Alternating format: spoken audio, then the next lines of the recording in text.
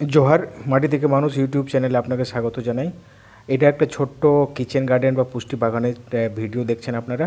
আপনারা চাইলে অবশ্যই একটা বাড়িতে এই ধরনের একটা ছোট্ট জায়গাতে পুষ্টি বাগান বা কিচেন গার্ডেন অবশ্যই করবেন। এটা যেমন বাড়ির খুব কাছাকাছি হয় এবং সাথে 6-7 ধরনের আপনারা জাতীয় যে ফসল যে আছে সেগুলো অবশ্যই লাগাবেন এবং সেখানে সমস্ত যে ইনপুট যে সার আপনারা ব্যবহার করবেন সেগুলো যেমন সব বাড়ির তৈরি করা খাদ থাকে, যেমন মোটকা খাদ হতে পারে বা যেমন নিমাস্ত্র ব্রহ্মাস্ত্র হতে পারে এবং সাথে যদি কিচেন ওয়েস্ট ডিকম্পোজার আছে সেখান থেকে যে ডিকম্পোজ হয় সেটা ব্যবহার করুন এবং কিছু ফল জাতীয়, কিছু শুটি জাতীয়, কিছু স্কন্দ জাতীয়, কিছু মূল জাতীয়, কিছু মশলা জাতীয়, কিছু মেডিসিন জাতীয় এই সমস্ত ধরনের গাছ যদি আপনারা এই ছোট্ট জায়গার মধ্যে যদি লাগান তাহলে আপনাকে বাইরের থেকে কেমিক্যালযুক্ত খাবার খেতে হবে না।